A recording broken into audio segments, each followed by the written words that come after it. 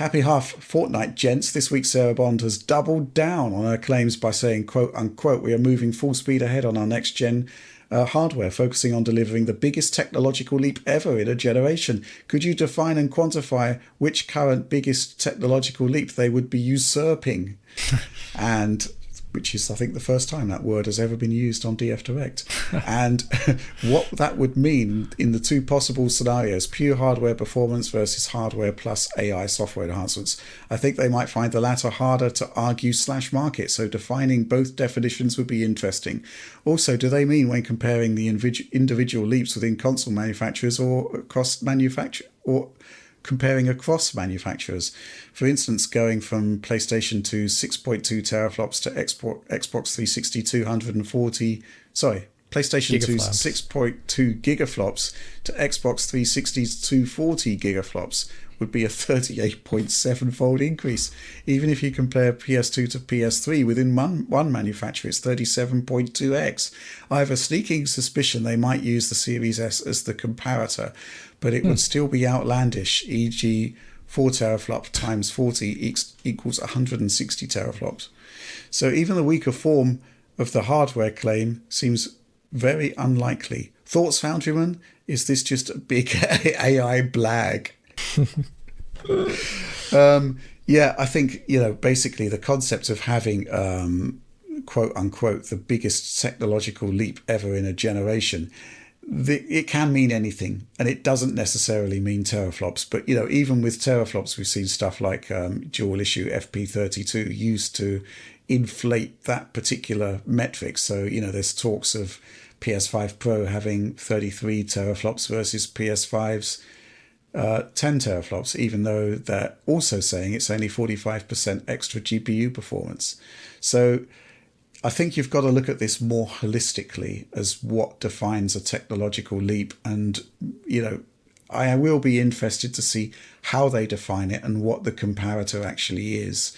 But I do think it is ultimately what we're seeing in AI space right now. And, Cyberpunk 2077 path tracing, 1 in 8 pixels is being natively rendered. And the rest is being done via spatial and temporal AI-based upscaling, right? I'd still consider that to be a fantastic technological leap. But it's not done in the traditional sense. And as we've seen with PS5 Pro, the concept of what is the traditional sense doesn't really make sense anymore anyway. Mm-hmm. Alex, I think get your head around that extremely long question. Oliver mentioned it earlier about Phil Spencer busting out the 5090 or the 6090 and saying this is an Xbox, and then he holds up a Legion Go and he says this is an Xbox. There's that opportunity for the future where it is actually ridiculously, but because the hardware is more expensive, the specific hardware they're talking about. But also I think the more realistic option as a part of that is that it's going to be about AI performance, and that you can have quite a large leap, larger than the PS2 to the Xbox 360 though. Or even PS1 to PS2. PS1 to PS2 is basically the leap, right? Because it happened everywhere. We had N64 to GameCube, which was also PS1 ridiculous. to PS2. Yeah. I mean, the leap there was genuinely astonishing. I'd be fascinated to see if you could get anything like that again. But it wouldn't apply to Xbox because they weren't in the PS1 generation. But then again, Sarah Bond is saying delivering the biggest technological leap ever in a generation. I don't know. I don't know. It's all marketing. So I'm willing to bet it is actually like a specific thing. And maybe if they really want to annoy us, maybe it's actually about it's a cloud console too.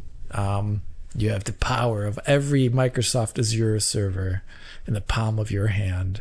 Yeah, until holds the internet Legion goes down. Right here. Yeah. So maybe it's that. I don't know. Whatever.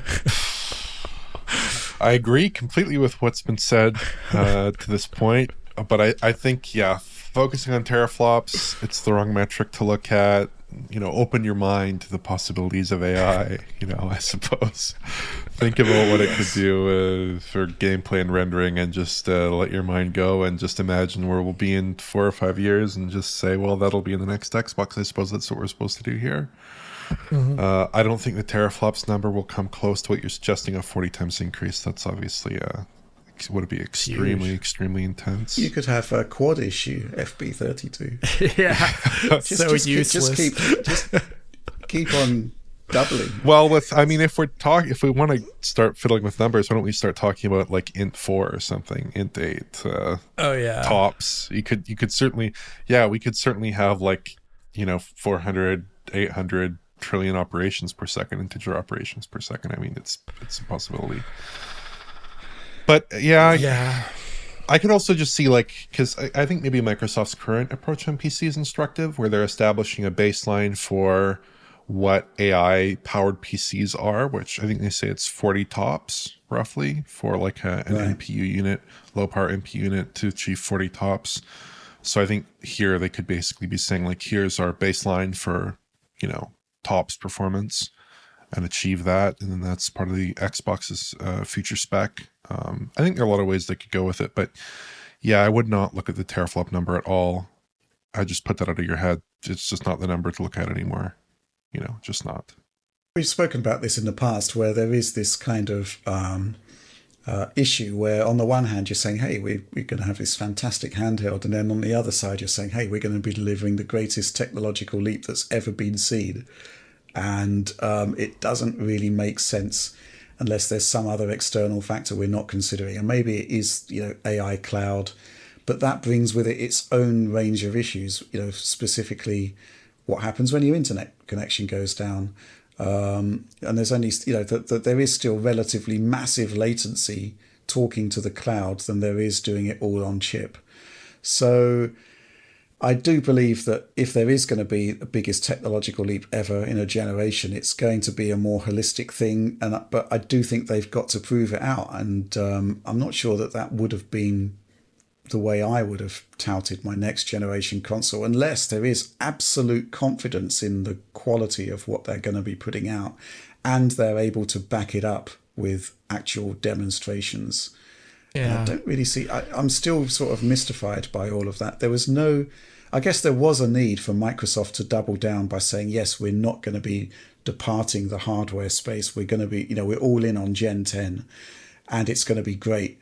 I am fascinated by the confidence that must be there to produce this statement that they're delivering the biggest technological leap ever in a generation. But it is vague enough where it could actually mean anything.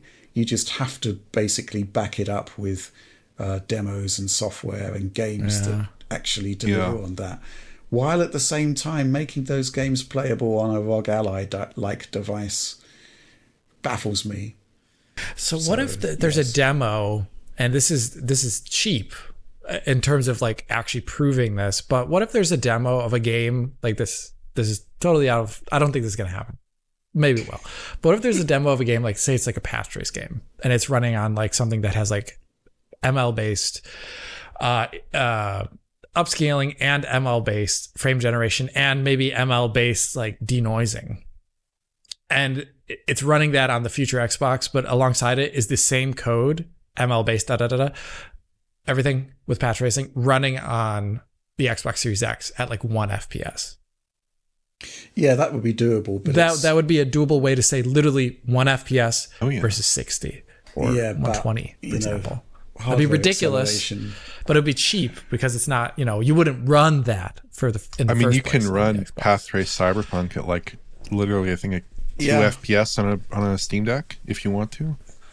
Yeah, I know. So this is the thing. There's ways to demo this that they're not fair, but they prove a point. So it could be that. Yeah. Well, I think maybe if you had Cyberpunk running on Xbox One and then Cyberpunk running path traced, you know that would be a statement of the biggest technological leap ever made. Mm-hmm. But I'm just really interested. I mean, the gauntlet's thrown down here at this point. Microsoft need to prove what they're saying, and who knows when that'll actually happen, because obviously everybody's looking to 2026 now for this console, but that was only ever hearsay, and maybe it'll be 2028. So, who knows? Wow.